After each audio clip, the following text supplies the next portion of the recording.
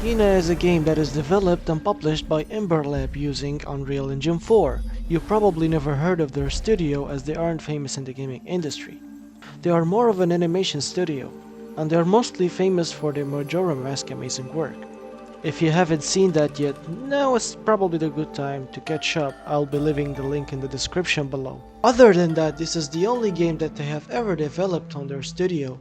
But that really doesn't stop them in any way from creating a great gaming experience.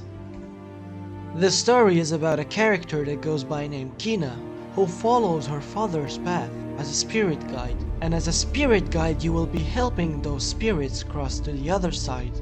Meanwhile, you will be visiting their stories and events of their life, helping them with their problems. But I guess that is the problem. You see, in this game you will be meeting a lot of people, and it tells you so much about those people. But not much about Kina herself at all. We know that she's trying to do her best to follow her father's path. We also know that she has some kind of curse, as that what the game tries to tell you in the first couple of scenes. But the game never spit it out. It never tried to tell you anything, it doesn't give any impression on anything later. I guess they wanted to do something, but then they decided to change it or delete it, and they have never thought about the first scene. I guess we'll never know. And I'm okay with that, and I mean, like, a lot of games decide to do that from time to time. But at least you gotta give us some hint, maybe a lore, a collectible, something to read on a menu, but no, nothing. And that's kinda bumming me out throughout this game. And so, does this mean that this game's story is bad? Not at all. It's just so sad to see the studio mistreat this main character, and I think Kina herself deserves much more than that.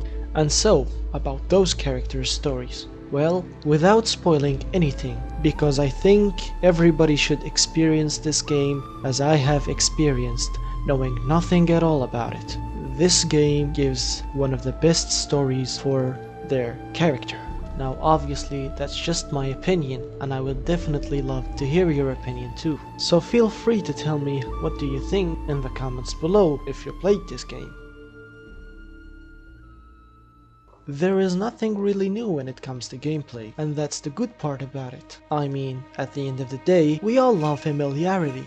The game just straight up gives you the classics: normal attack, heavy attack, jumping, dashing, and all of those other skills you always earn as you progress through the game. And I really loved how this game keeps gameplay interesting. Just as you think that this game is getting boring and it needs a new touch, there it goes presenting a new weapon for you to use.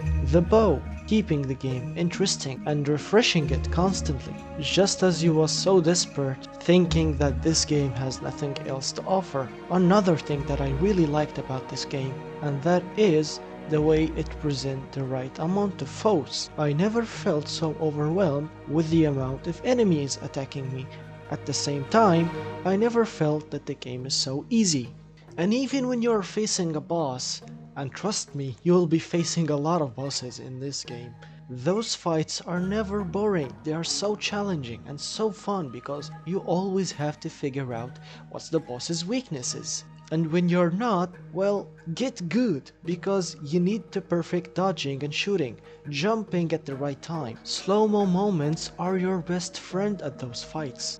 Other times, you're going to make choices. As you play, the game gives you rot points, and you have to choose between healing yourself or using those points to perform a special attack. And gambling between those options keeps the fight intense. You know, I'm not a free guy anymore, not as I used to be at least. I don't play games as much. I almost never get the chance to play new Souls-like game because they get so grindy and I just don't have the time for that. But with Kina, I get this feeling of finally winning the boss without playing as much. I'm not saying that this game is as hard as any Souls game, but I believe that they added the right amount of difficulty for it to feel as rewardful as Souls game boss winning. I think that they were trying to make it softcore Soul-like game. Oh, and by the way, I really recommend playing this game on a controller, as playing it on a keyboard and mouse isn't the most ideal way.